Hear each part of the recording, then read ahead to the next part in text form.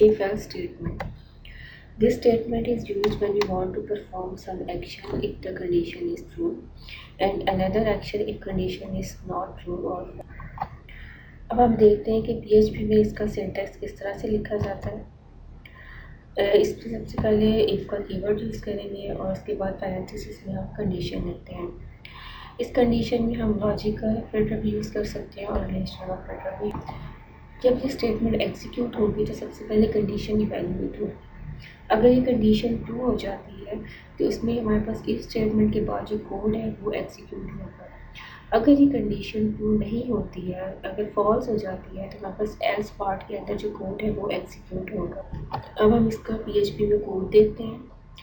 इसमें वही PHP का ओपनिंग टैग है less than question mark PHP। इसके बाद हमने दो वेरिएबल डिक्लेयर किए हैं $num1 एंड $num2।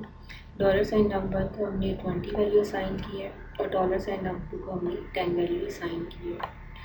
इसके बाद हम इफ स्टेटमेंट यूज़ कर रहे हैं और उसमें कंडीशन जो यूज़ कर रहे हैं $num1 is greater then $num2। जब ये स्टेटमेंट एग्जीक्यूट होगी तो सबसे पहले कंडीशन इवैल्यूएट होगी। यहाँ पर num1 की वैल्यू जो है वो num2 से बड़ी है यानी 20 इज़ ग्रेटर देन 10। तो यहाँ पर इफ़ के बाद जो स्टेटमेंट है number 1 is greater then num2, ये स्टेटमेंट एग्जीक्यूट हो जाएगी और हमें स्क्रीन पर जो प्रिंट किया हुआ नज़र आएगा वो होगा number 1 is greater than number. अब इसमें हम चाहते हैं कि अगर ये कंडीशन ट्रू नहीं होती है तो कोई भी ऑल्टरनेट कोई भी इसका कोड एग्जीक्यूट होना चाहिए। तो यहाँ पर हम एज पार्ट में दूसरी स्टेटमेंट लिख रहे हैं कि echo number 2 is greater than number 1, यानी अगर नंबर 1 ग्रेटर नहीं है नंबर 2 से तो हमारे पास एज पार्ट में स्टेटमेंट आ जाएगी number 2 is greater than number 1। जब इस कोड को हम एग्जीक्यूट करते हैं तो हमारे पास आउटपुट आ जाती है number 1 is greater than number.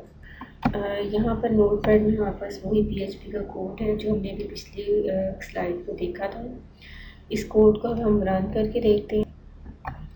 इस फाइल का नाम हमने रखा था prog1.php से इसको रन करते हैं तो हमारे पास जो आउटपुट आ जाती है वो है number 1 is greater than number 2।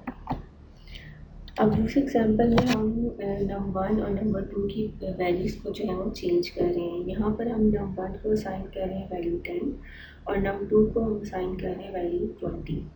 अब जब ये स्टेटमेंट एग्जीक्यूट होगी if $num1 is greater then $num2 तो यहाँ पर अब कंडीशन फॉल्स हो जाएगी यानी 10 जो है वो 20 से बड़ा नहीं है। तो यहाँ पर हमारे पास जो इफ़ के बाद का कोड है echo number 1 is greater than number 2, ये स्टेटमेंट एग्जीक्यूट नहीं होगी। अब चूँकि ये कंडीशन फॉल्स हो गई है तो हमारे पास जो एल्स पार्ट में जो कोड हमने लिखा हुआ है वो है echo number 2 is greater than number 1। अब हमारे पास इस केस में हमारे पास जो एल्स पार्ट की स्टेटमेंट है वो एग्जीक्यूट हो जाएगी।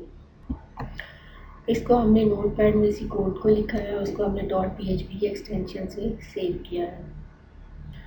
अब इसी कोड को हम रन करके देखते हैं। इस फाइल का नाम हमने रखा था prog2.php। इसको जब हम रन करते हैं हमारे पास आउटपुट आ जाती है number 2 is greater than number 1।